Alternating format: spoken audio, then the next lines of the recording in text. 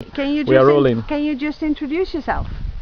Well, I'm Brother Charles Taban, a Salesian of Don Bosco, originally from here, from this beautiful country, South Sudan, and yeah, that is it. And you're a reporter for the radio station. Well, I'm a reporter for Don Bosco 91 FM. Yeah. Now, there's a lot of international media attention at the moment for South Sudan, the referendum, everybody is here. How do you feel about that, and how does it help South Sudan? It's quite impressive to see that practically the whole world is here. The attention is here on Southern Sudan. And I wish to say that this country, or this part of the world, Southern Sudan, was a place for a very, very, very long time which was completely put in isolation from the world. The world didn't know anything about South Sudan.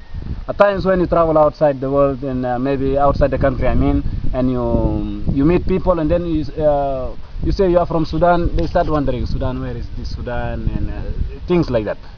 And then meaning that it is part of the world which was completely isolated from the rest of the world. People did not know anything about it until 2005 with the signing of the Comprehensive Peace Agreement. That somehow a door opened up for Southern Sudan and opened up for the people of Southern Sudan, and then people started to know, oh, there is a place, or there is something called Southern Sudan, and people started to come in. Why like this? During the period of war, the political system, or rather the regime that was existing in the country, made sure that southern part of Sudan was completely blocked from the rest of the world, so that should this part of the world be made known to the rest of the world, people will begin to have interest. People will start coming in to see what is going on, and maybe the weakness of the system, or rather of the regime, will be exposed to the world, and as a result, people will start to put the pressure on the regime. However, with the signing of the peace agreement, things have changed. Things have changed, that this part of the world opened up to the rest, and people started coming in.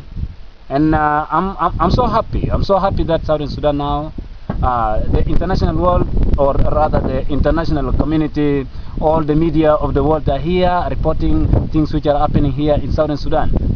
It's great. It's just great, and it is my hope that this does not just remain with the referendum, but it will be a thing that will continue. Many people will come in and to see what is going on here, and will report to the rest. But as a media person, you know, they will pack their bags, go to the next big story. What is that then? I know that is a tendency that we in the media often have. We move to a place whereby we know people will give it a hearing. But it is my hope that this just doesn't remain like that. That people remain with us, stay with us, not just pack their bags and then go off. They should stay here with us, because how important is it that South Sudan is in the international limelight? Come again? How important is it that South Sudan is in the international limelight? I mean, you're going to be a free country soon.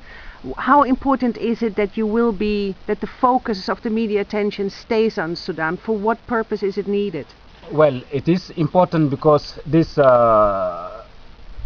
place, or call it this new nation which is coming up, it has to meet the international standard.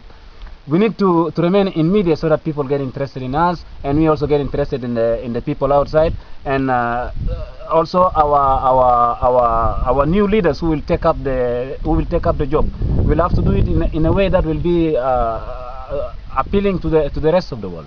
I feel it is important. There are quite some famous people in the world that are concerned, especially about South Sudan. Does that help anything, or is that just their thing? Well, there are those who are concerned not only just because of, in order to maintain their status, or to maybe put it like sorry, I'm a little sorry. Yeah. You okay? Shall I read? Yeah. There are a lot of international famous people that are concerned about South Sudan. They talk about it. Does it help anything, or is it just for their own ego and fame that they do this? Well, there are people who are concerned about the people of Sudan from deep within themselves, and there are people who do it just because, for political reason. for political reason, or for call it for name's sake.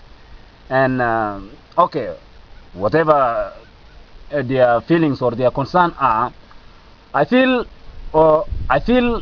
it's important for people to express themselves. It's fine. Okay, there are those who do it for namesake. But I don't want to mention who are those who do it only just for the sake of their names or for their political status. But somebody was telling me about about our great man Kofi Annan.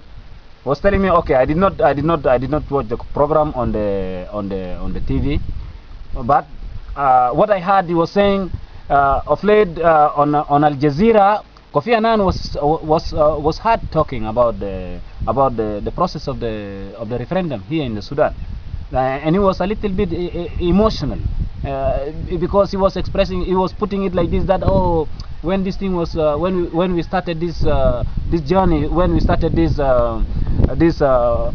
process for the referendum for the people of Southern Sudan, people were doubting, had their own fears and anxieties.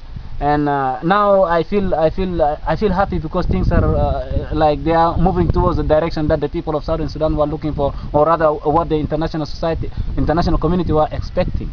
And it's quite interesting. And then we politics.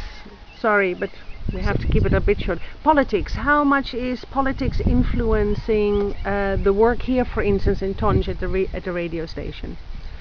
Well, our people for a long time have been here in Tonj, have been too much affected by the war, and then the period that followed the war was okay. There was a problem of ignorance. Maybe there was no possibility for people to get educated, and no possibilities for the media and all these kind of things.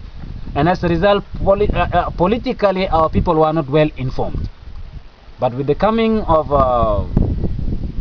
education, coming of people from other parts of the world getting interacted with our people, and also our politicians becoming well aware or informed about their own duties as politicians, things started to change. And people now, you find them on the roads, in the markets, on the streets, in the church, or wherever. You find them always discussing. There is something that they discuss which is always political, about the situation which is going in the south. But is there political freedom to do your work? Political freedom to do the work here in Southern Sudan, I see it everywhere. People are free to express themselves, people are free to do what they want, and people are free also to join any political party. You think that is more freedom here than in the north, in Khartoum, for Definitely. instance? I worked in Elubeit for 1 year and a half, and while in Elubeit it was impossible. You cannot utter a word, because anything you say, it was just somebody will come at the end of the day to, hey, please, can you come this way? And then you find yourself in the wrong place. Wrong place in the sense you are put inside and threatened and all these kind of things. And even in the south, in the past, during the war time, I remember as a victim of this of the war in Southern Sudan, I was arrested 2 times by the securities, tortured, and suffered all kinds of humiliation. But okay, the period that followed the CPA to this time, I feel I'm in a free country, and I can say what I want and nobody will say anything.